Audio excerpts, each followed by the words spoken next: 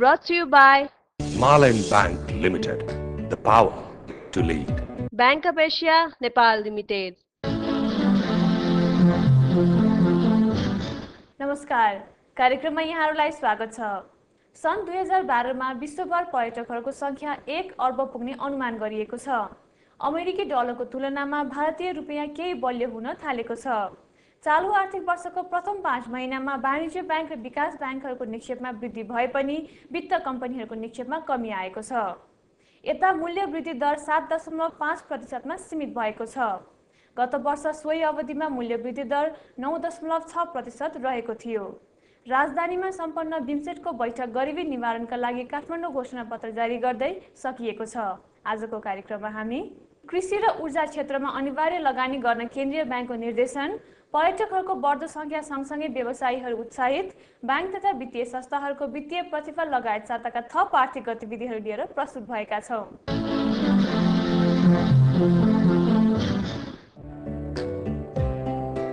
मेरो लागि त सक्ने थियो बैंकमा खाता हुनु भनेको। आज कति सजिलो छ। दुःखले आर्जन गरेको थोरै रकम जम्मा गर्न जिरो ब्यालेन्समै खाता खोल्न सकिन्छ। Marlin Bank को माल सेभिङ्स अकाउन्ट अर्थात् जिरो ब्यालेन्समा खाता। अनि खाता भयो भने बचत गर्ने बानी त बस्छ। Hello Marlin Bank Limited, the power to lead. हामी चाहन्छौँ सम्पूर्ण नेपालीको बैंकमा खाता होस्। निर्माण पक्का छ यो ग्यारेन्टी ढलानको लागि एकदमै सलिड हाम्रो भरोसा एउटै सिमेन्ट बेस सिमेन्ट गजबको सलिड टेक्नोलोजी एकदम सलिड नेपाली बुद्धि विदेशी नलेज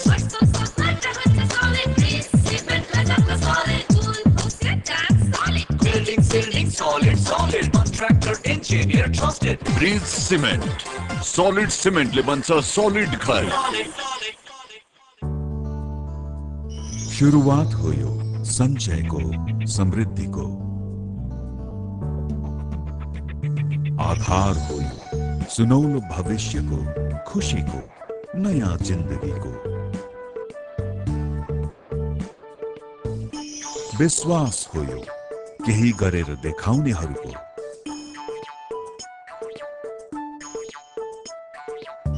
समर्पण हो यो सामाजिक उन्नतिको, सामुदायिक उन्नतिको प्रयोग हो यो सजिलो र सर्वोत्कृष्ट प्रविधिको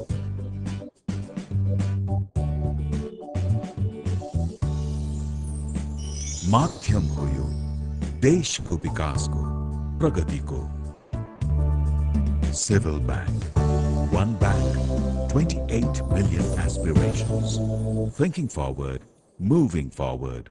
भरपर्दो र विश्वासिलो निर्जीवन बीमाका लागि मुलुककै पहिलो Nepal insurance company limited. H&B Development Bank Limited. Commitment for real banking. चालु आर्थिक वर्षमा वाणिज्य बैंक एवं विकास बैंकहरूको निक्षेपमा वृद्धि भइरहेको छ। निक्षेपमा वृद्धि सँगसँगै लगानी गर्न योग्य पुँजी वृद्धि भए पनि कर्जा प्रवाह सोही अनुरूप हुन सकेको छैन। विगतमा फस्टाएको घर जग्गा व्यवसायमा मन्दी आउन थालेपछि बैंक तथा वित्तीय संस्थाहरू नयाँ लगानीको क्षेत्र खोजिरहेका छन्। यता केन्द्रीय बैंकले कृषि र ऊर्जा क्षेत्रमा लगानी अनिवार्य गर्न निर्देशन दिएको छ। प्रस्तुत छ एक रिपोर्ट। कर्जा प्रवाहको नयाँ क्षेत्र पहिचान हुन नसकेपछि अहिले बैंक तथा वित्तीय संस्थाहरू अधिक तरलताको अवस्थामा पुगेका छन्। चालु आर्थिक वर्षको प्रथम 5 महिनामा मात्र वाणिज्य बैंकहरूको निक्षेप 73 अर्ब रुपियाँले वृद्धि भएको छ भने विकास बैंकहरूको निक्षेप 14 अर्ब 80 करोड रुपियाँले वृद्धि भएको छ। विगतमा लगानीको प्रमुख क्षेत्र रियल इस्टेट र हाउजिङमा मन्दी आउनु, भारतीय रुपियाँ कमजोर भएका कारण डलर बलियो हुनु र रेमिटेन्स आप्रवाहमा वृद्धिले ब्याङ्किङ क्षेत्रमा अधिक तरलताको अवस्था सृजना हुन थालेको हो। अहिले निक्षेप र लगानी बीचको असन्तुलन बढ्दो छ। रियल इस्टेट र हाउजिङ क्षेत्रमा मन्दी र नयाँ लगानीको लागि वातावरण निर्माण हुन नसकेपछि कर्जा प्रवाहमा सङ्कुचन आएको छ।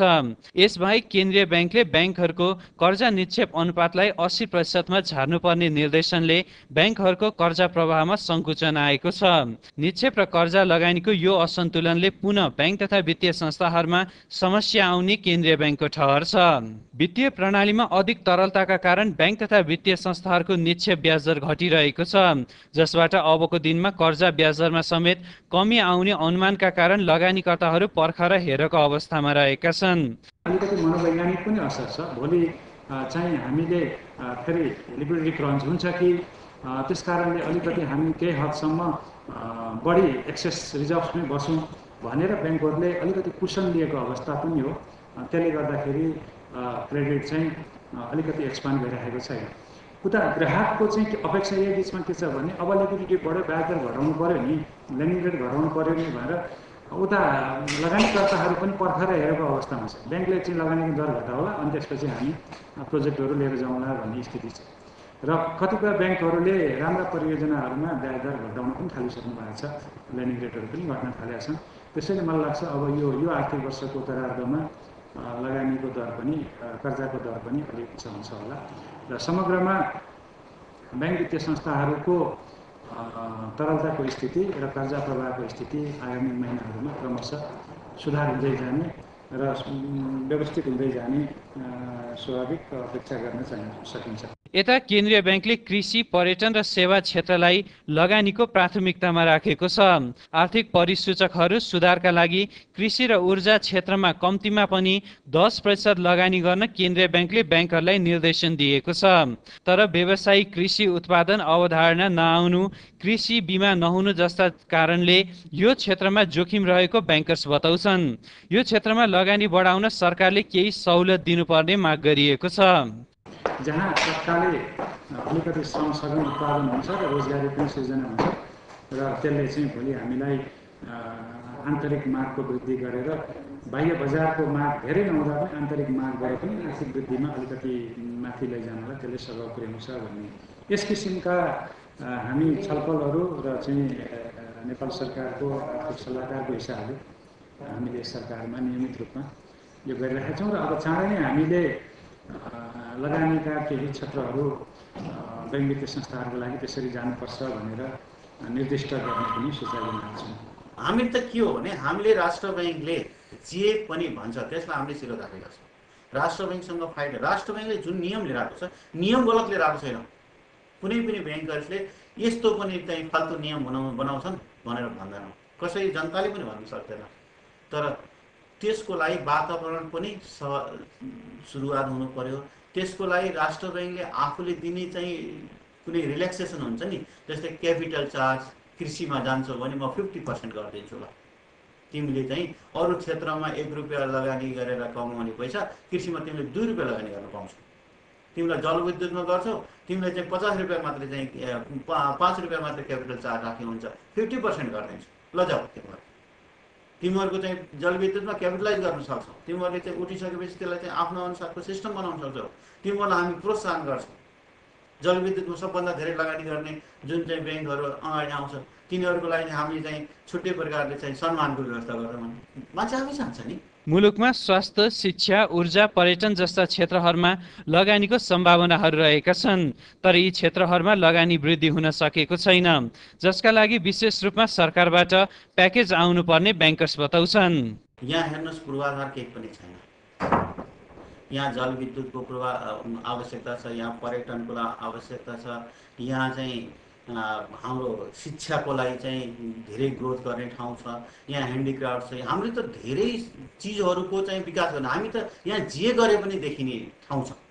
त्यस्तो देशमा अब हामी यो क्षेत्रमा जाने भन्ने नै छैन। यहाँ त सबैभन्दा ठुलो कुरा के भने थाई सरकार आउनु पर्यो, र भिजन एउटै हुनु पर्यो कि कमसेकम एउटाले काम गर्ने समय 5 वर्ष पाउनु पर्यो कि त्यसरी चाहिँ बन्यो भने यहाँ काम के गर्ने भन्ने होइन काम गरि साध्य नै हुँदैन त्यति धेरै काम छ यहाँ त्यसले गर्दा काम गर्ने भनेको लगानी गर्ने हो अहिले भर्खर हेर्नुहोस् यहाँ अहिले बनेका चाहिँ सिमेन्ट इन्डस्ट्री जति पनि छ नि तिनीहरूले एउटा मात्र जलविद्युत योजना चाहिँ राम्रो सुरु गर्यो भने त्यसलाई सिमेन्ट दिन सक्दैन यता रियल इस्टेट र हाउसिङ कारोबारको मूल्यमा सुधार हुन सकेको छैन।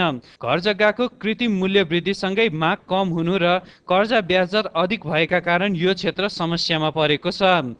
घर जग्गामा भएको लगानीका कारण बैंक तथा वित्तीय संस्थाहरूको दोस्रो त्रैमासिकको प्रतिवेदन सन्तोषजनक नहुने अनुमानका कारण शेयर बजारमा सुधार नभएको हुन सक्ने केन्द्रीय बैंकले जनाएको छ। तर पौष मसान्तको प्रतिवेदनमा समस्या नरहेको बताइएको छ। 4 महिनाको हाम्रो भुक्तानी सन्तुलनको तथ्याङ्क मैले कुरा गरेँ 47 अर्ब त हाम्रो त लिक्विडिटी इन्जेक्ट थप भएकै छ नि त सिस्टममा होइन त्यो पैसा त कुनै न कुनै रूपमा त्यसको इक्विभ्यालेन्ट नेपाली पैसा त गएकै छ नि त बजारमा त्यो पैसाले त कुनै न कुनै रूपमा सब्सक्राइब त गर्नु पर्यो तर मात्र कुरा के हो भने अलि प्राइसिङ ओभर प्राइसिङ भएको छ करेक्ट हुन्छ कि भन्ने उहाँहरूको अनुमान अब लगानीकर्ताले होइन हामीले त धेरै वर्ष अगाडि लगानी गरेको बैंकको ब्याज पनि थप्यो भने ब्याज समेत जोडेर प्राइसिङ गर्ने उहाँहरूको प्रवृत्ति यसको बिचमा नेगोसिएसन हुँदैछ जस्तो लाग्छ मलाई अहिले मार्केट आफै नेगोसिएट गर्दैछ व्यक्ति होइन मार्केटले नेगोसिएट गर्दैछ र त्यो नेगोसिएसन पछि कुनै एउटा चाहिँ इक्विलिब्रियम प्राइस सेटल हुन्छ र आवासको चाहिँ समस्या धेरै लामो रहँदैन। बाँकी जग्गा नै किन्ने जग्गाको बैनाबाटै किनबेच गर्ने अनि जग्गालाई नै फाइनेन्सियल इन्स्ट्रुमेन्ट जस्तो लिएर हिँड्ने त्यस विषयमा त मेरो कुनै हुनै छैन। मैले चाहिँ कुनै त्यो एजेन्डा हो हामीले त्यसलाई हेर्नुपर्छ र उकास्नुपर्छ हो जस्तो नि मलाई लाग्दैन किनभने त्यो नन इकोनोमिक एजेन्डा हो। अहिलेको पछिल्लो चरणमा मलाई लाग्छ सेयर बजारले बैंक वित्तीय संस्थाहरूको वसालत हेरिरहेको छ कि जस्तो मलाई लाग्छ। बजारमा हल्लाहरू धेरै भए बिचमा होइन बैंक वित्तीय संस्थाको पोजिसन बिग्रिन्छ कि भनेर त्यसले पनि अलिकति साई भएको जस्तो लाग्छ बाहिर तर मलाई लाग्दैन अब त्यो अवस्था धेरै लामो रहिरहन्छ भनेर। पुष मसान्तको ब्यालेन्स सिटको क्लोजरपछि कतिपय बैंक वित्तीय संस्थाहरूको स्थिति धेरै राम्रो पनि छ त्यस्तो केही प्रोभिजनिङ 1-2%ले बढी गर्नु परेको कारणले बैंक वित्तीय संस्था बिग्रियो होइन त्यो भनेर कुसन हो जसको कारणले उसको त स्ट्रेन्थ बढ्यो भन्ने अभिप्रायले बैंक वित्तीय संस्थाका सेयरमा किनबेच गर्नेले जाने हो भने मलाई लाग्छ अबका दिनहरूमा सेयर बजारमा बैंक वित्तीय संस्थाहरूको सेयर चाहिँ राम्रो बिक्री हुनुपर्छ। विगत 2 वर्षदेखि तरलताको अभावमा रहेका बैंक तथा वित्तीय संस्थाहरूमा उल्लेख्य सुधार भएको छ। तर निक्षेपको तुलनामा कर्जा बढ्न नसक्दा निक्षेपको ब्याज दर घट्न थालेको छ भने अब नयाँ कर्जाका क्षेत्र पहिचान र कर्जा ब्याज दर घटाई कर्जा वृद्धि गर्नु आवश्यक रहेको छ। हिमालयन बैंक लिमिटेड 19औं वर्षमा प्रवेश गरेको छ। यस अवधिसम्म बैंकले 41 अर्ब 96 करोड रुपैयाँ निक्षेप सङ्कलन गरी 32 अर्ब 89 करोड रुपैयाँ कर्जा प्रवाह गरेको छ। बैंकको सञ्चालक समितिमा नेतृत्व परिवर्तन हुने भएको छ। छोटो रिपोर्ट। हिमालयन बैंक लिमिटेड आफ्नो बैंकिङ यात्राको 19औं वर्षमा प्रवेश गरेको छ। बैंकले समीक्षा अवधिमा निक्षेप कर्जा एवं लगानीमा उल्लेख्य वृद्धि हासिल गरेको छ। बैंकले मुलुकको पूर्वदेखि पश्चिमसम्म आफ्नो शाखा विस्तार गर्दै एउटा अत्याधुनिक बैंकिङ सेवा प्रदान गर्दै आएको छ। समीक्षा अवधिमा बैंकको व्यवस्थापकीय कार्यालय समेत अत्याधुनिक गरिँदै आएको बताइएको छ। सुरुमा त्यो म्यानुअलहरू थिएन, पोलिसीहरू थिएन, क्रेडिट पोलिसीहरू थिएन, यो थिएन, के पनि थिएन। सानोतिनो एउटा पोलिसी र म्यानुअलहरू थियो। व्यवस्थापनको सहयोगमा मैले चाहिँ बनाएँ। मैले उनीहरूलाई पुस गरेँ, यो बनाउनु, त्यो गरेँ। सञ्चालक समितिमा धेरैपल्ट बहस भयो, यो गरौँ त्यो। आखिरमा राष्ट्र ब्याङ्कमा पठाएँ, त्यसमा पास गराएर अहिले म्यानुअलहरू सबै बनिसक्यो, पोलिसीहरू सबै बनिसक्यो। यसैगरी केन्द्रीय बैंकले बैंकिङ क्षेत्रमा गरेको सुधारका कारण अर्थतन्त्रमा सकारात्मक संकेत रहेको बैंकका अध्यक्षले बताउनुभयो। राष्ट्र ब्याङ्कले अहिले गरिरहनु भएको सबै कुरो राम्रो गरिरहनु भएको छ। देशलाई राम्रो ट्र्याकमा लैजानु भएको छ उहाँले। उहाँ अहिले चाहिँ नभइदिए भए, उहाँले अहिले त्यो खुकिलो भइदिए भए देशको अर्थतन्त्र अर्कै ट्र्याकमा जान्छ। उहाँले किन यो सञ्चालक समितिका सञ्चालकहरूलाई किन गाली गर्नुहुन्छ, अध्यक्षलाई किन गाली गर्नुहुन्छ? उहाँको धारणामा चाहिँ जहिले पनि सञ्चालकहरू बदमास छन् होला, 1-2 जना त होला, अध्यक्षहरू पनि बदमास होला, तर को बदमास छन्, को सञ्चालकले बदमासी गर्यो त्यसलाई त कारवाही गर्नु पर्यो नि त। तर म एउटा अध्यक्ष भएको हुनाले मेरो चाहिँ प्रेस्टिजमा त धक्का पर्यो नि त्यो, म पनि एउटा अध्यक्षमा त्यही ग्रुपमा आएँ नि।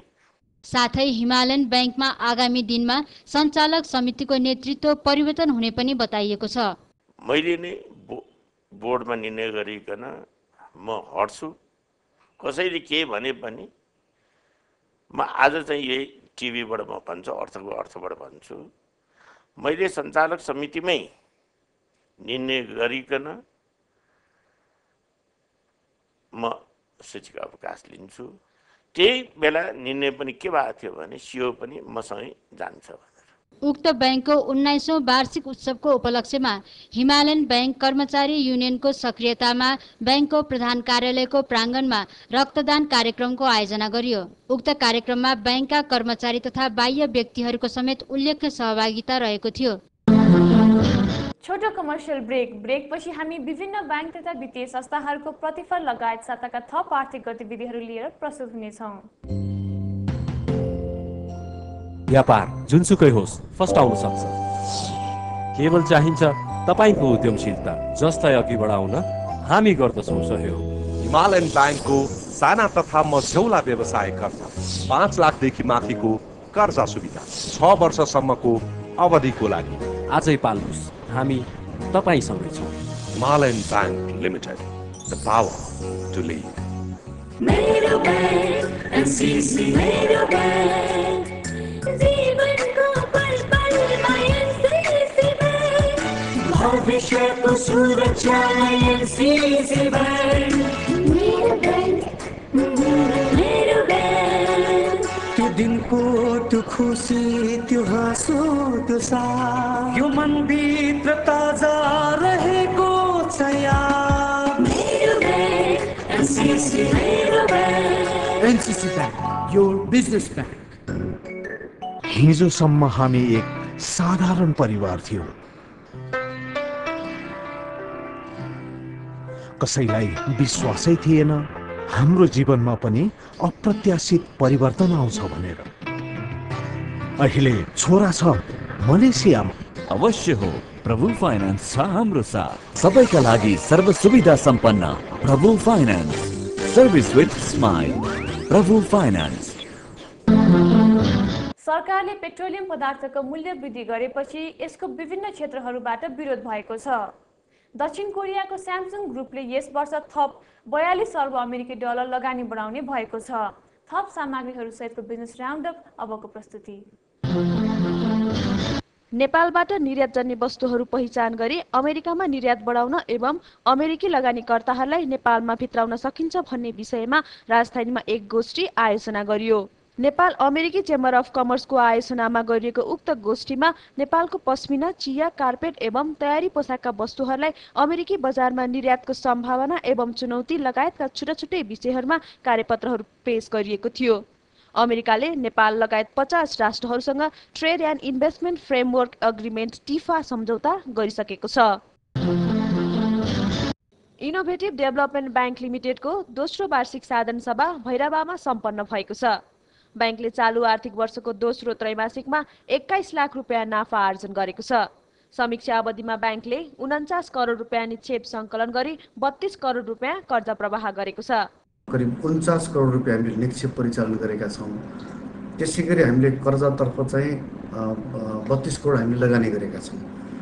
यो चाहिँ करिब 600 जना चाहिँ ऋणीहरूलाई चाहिँ विभिन्न आयमूलक उत्पादनमूलक चाहिँ क्षेत्रहरूमा चाहिँ हामीले कर्जा प्रभाव गरेका छौँ।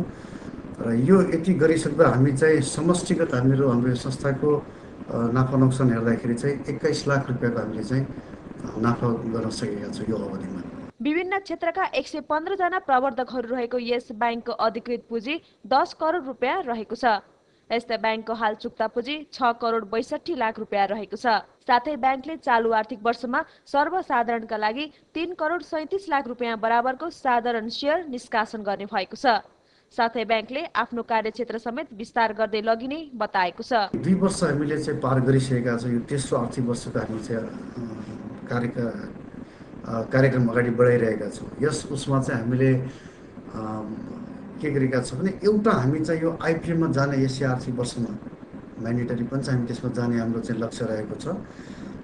त्यसपछि हामी चाहिँ करिब 65 करोड जति निक्षेप परिचालन गर्ने, 53 करोड जति हामी चाहिँ कर्जा प्राप्त गरेर चाहिँ 1 करोड जति मुनाफा आर्जन गर्ने। एकातर्फ हाम्रो यो किसिमको व्यवसाय विस्तार र कारोबारको मुनाफाको लक्ष्य रहेको छ भने अर्कोतर्फ हामी चाहिँ चितवनमा एउटा शाखा र नवलपरासीमा अर्को एउटा शाखा चाहिँ स्थापना गर्ने।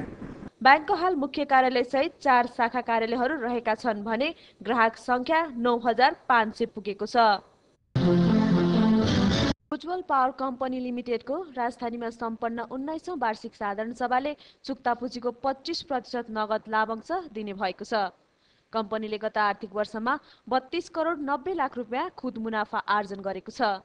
समीक्षा अवधिमा कम्पनीले आफ्नो आम्दानी 19.6% ले वृद्धि गरी 57 करोड 49 लाख रुपियाँ पुर्याएको छ।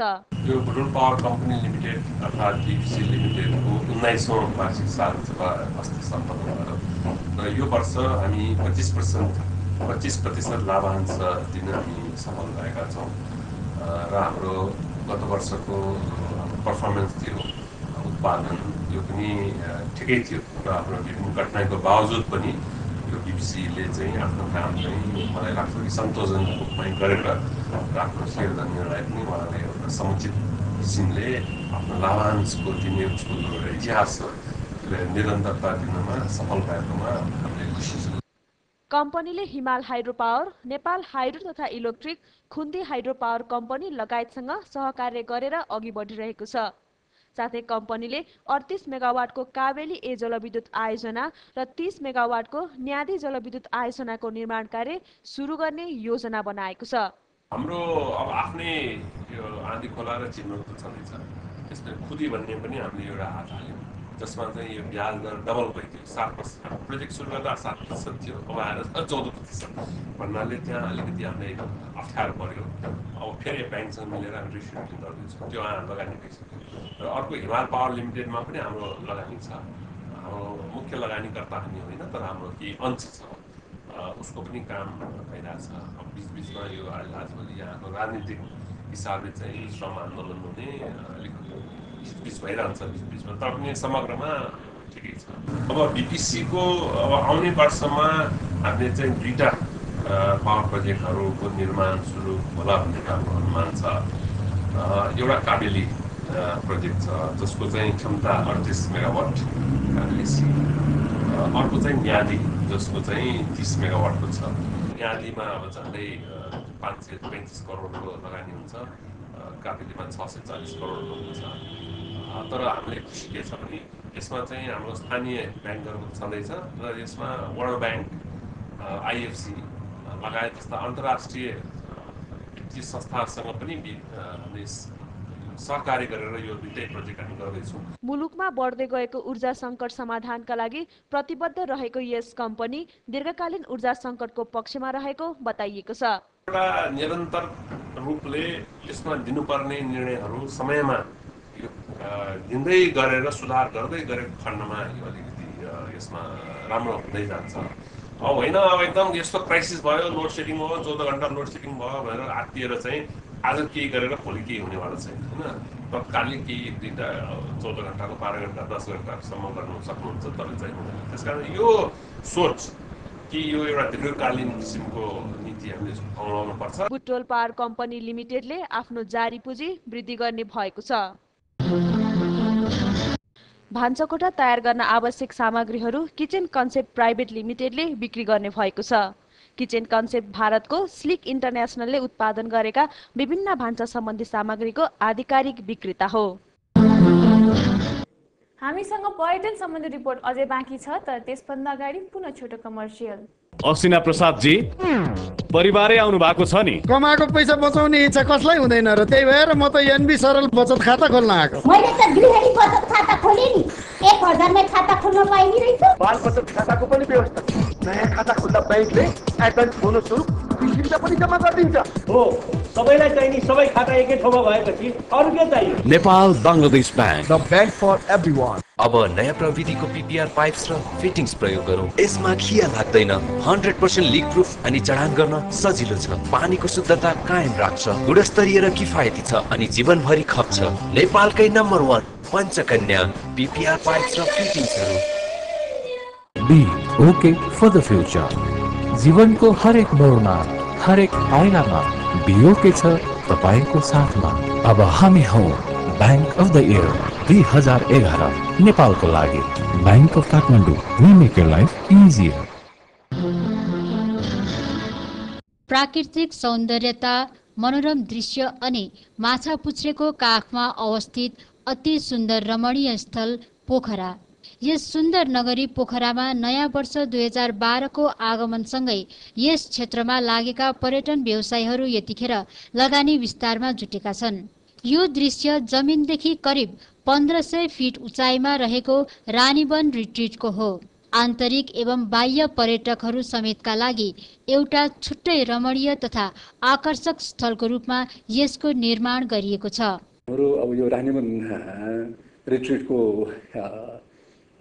यो प्रेमाइजमा हामी बस्ने बेलामा वान गोमा हामीले अब हिमालदेखि लिएर सम्पूर्ण हिमाली उत्तरको के भन्दाखेरि Machhapuchhre, Dhaulagiri, Annapurna, all ranges of यो हिमालहरूको दृश्यावलोकन, सराङकोटकै दृश्यावलोकन, त्यसपछि आएर लेक भयो, इन्टायर पोखरा भ्यालीलाई वान गोमा के भन्दाखेरि वान ग्ल्यान्समा हामीले हेर्न सकिने स्थिति रहन्छ। र के भन्दाखेरि एउटा चाहिँ तपाईँको झन्डै झन्डै सहरी क्षेत्रमा भएको तर रेक्लुसनमा भएको भन्दाखेरि एउटा आनन्दको वातावरण चाहने व्यक्तिगत भ्रमणमा जाने मान्छेहरूलाई पनि त्यसले एउटा त्यो आवश्यकतालाई, उहाँहरूको आवश्यकतालाई यसले मिट गर्छ, एउटा त्यो छ। त्यसपछि आएर तपाईँको के भन्दाखेरि अब कम्पनीकै बैठकहरू बस्नु पऱ्यो, अथवा कुनै क्लबहरूको बैठक बस्नु पऱ्यो, रोटरी क्लब, लायन्स क्लब इत्यादिको बैठक बस्नु पऱ्यो, कुनै एनजिओको केन्द्र बैठकहरू बस्नु पऱ्यो भनेदेखि झन्डै झन्डै आफ्नै कार्यालयमा बस्या बराबरको के भन्दाखेरि बैठक चाहिँ के भन्दाखेरि इन टर्म्स अफ डिस्टेन्स अब त्यहाँ आएर बस्न सक्ने भयो। यहाँबाट फेवाताल, माछापुच्छ्रे तथा पोखरा नगरीको मनोरम दृश्य एकैसाथ अवलोकन गर्न सकिन्छ। यस रानीवन रिट्रिटमा अतिथिहरूका लागि 4वटा डिलक्स कटेज तथा 12वटा टेन्टेड ब्याम्बो कटेज रहेका छन्। यहाँ उपलब्ध अधिकांश परिकारहरू स्थानीय स्तरमा उत्पादित वस्तुहरूबाट तयार पारिएका छन्। साथै यहाँ कार्यरत कर्मचारीहरू पनि प्राय स्थानीय बासिन्दाहरू रहेका छन्। सोशली रेस्पोन्सिबल टुरिज्म अथवा रेस्पोन्सिबल टुरिज्म भन्दाखेरि हामीले इमिडिएटली त्यो लोकालिटीको जुन तपाईँको समाज छ, सिटिजनहरू छ, उहाँहरूलाई के भन्दाखेरि डिरेक्ट इकोनोमिक बेनिफिट त्यसरी स्थानीय उत्पादनलाई हामीले प्रयोग गरेर चाहिँ नि स्थानीय यो कन्ट्रिब्युसन गर्ने त्यो एउटा पक्ष छ भनेदेखि 3 नम्बरमा के भन्दा जो मान्छे हामीसँग अहिले सम्बन्ध छ, यो सर्भिस प्रोभाइडर भनौँ, हाम्रो के भन्दाखेरि यो जति पनि हाम्रो चाहिँ यो कर्मचारी साथीहरू हुनुहुन्छ उहाँहरू धेरै के भन्दाखेरि स्थानीय मान्छेहरू हामीले लिएका छन्। करिब 4 करोड रुपियाँको लागतमा निर्माण गरिएको यस रानीवन रिट्रिटले आगामी दिनमा आफ्नो कार्यक्षेत्र अन्य पर्यटकीय स्थलमा समेत विस्तार गर्ने जनाएको छ। यसै साता राजधानीमा सूचना प्रविधि मेला क्यान इन्फोटेक्स सुरु हुँदैछ। यस मेलामा सहभागिताका लागि अनुरोध गर्दै आजको कार्यक्रमबाट म लगायत सम्पूर्ण युनिटलाई बिदा दिनुहोस्। नमस्कार।